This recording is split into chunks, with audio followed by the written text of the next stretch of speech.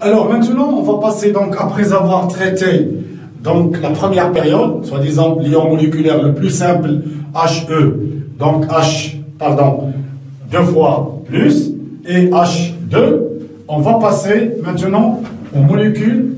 Donc, après avoir donc, traité par le calcul et donc les molécules, l'ion moléculaire le plus simple H2 plus et la molécule d'hydrogène H2, donc maintenant on va essayer de généraliser un petit peu et de voir quels sont les orbitales moléculaires qui vont être formés. Donc si on passe à la deuxième période et la troisième période, généralement toujours, donc c'est les éléments où ils font donc une liaison covalente, bien sûr en rajoutant quelques éléments du bloc P, on en parlera dans quelques exemples, quelques exercices, d'accord? Donc pour une molécule diatomique, je rappelle donc seuls les orbitales atomiques de valence participent à la formation des orbitales moléculaires, liaison. La liaison chimique est assurée par les électrons de valence. Donc, on va s'intéresser uniquement à la couche de valence. Alors, donc le recouvrement entre deux orbitales, ça c'est très important, c'est ce qu'on avait dit.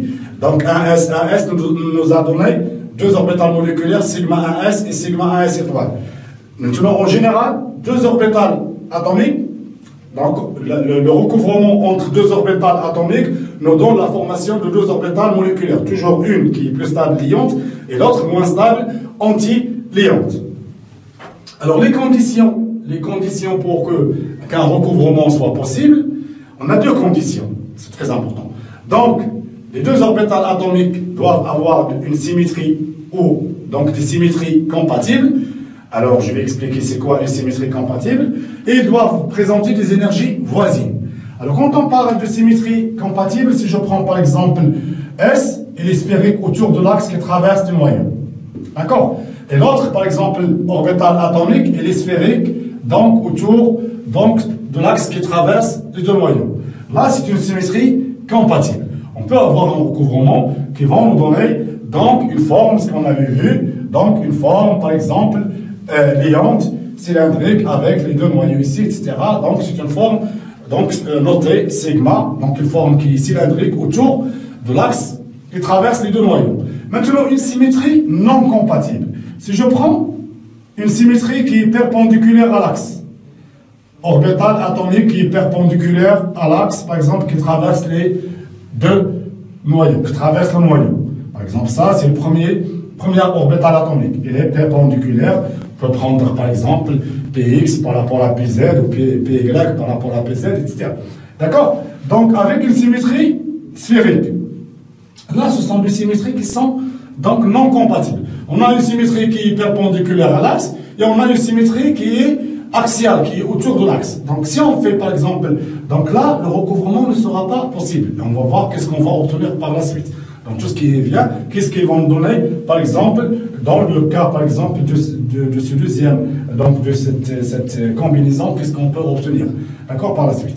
Énergie voisine, c'est très simple. Donc, bien sûr, les orbitales atomiques, comme vous l'avez vu en atomistique, chaque orbital a une énergie.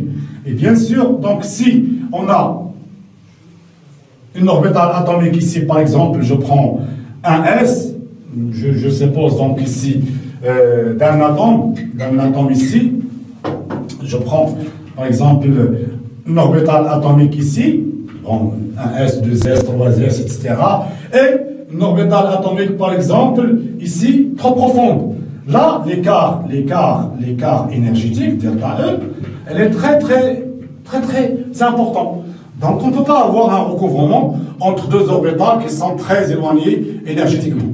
Donc ça, ce sont deux conditions qu'on doit au moins se rappeler à chaque fois pour faire un diagramme énergétique d'une molécule qui contient donc deux orbitales atomiques différentes, etc. sur la couche de valence.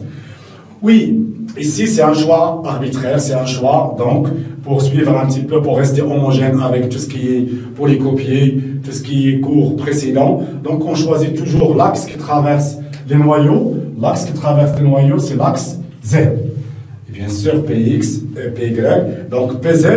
Et si on parle des orbitales atomiques, par exemple, P X et PY, ils vont être perpendiculaires à l'axe qui traverse, bien sûr, les noyaux. Donc ça, c'est une convention. Donc on choisit toujours l'axe. Bien sûr, Z, c'est l'axe qui traverse les deux noyaux.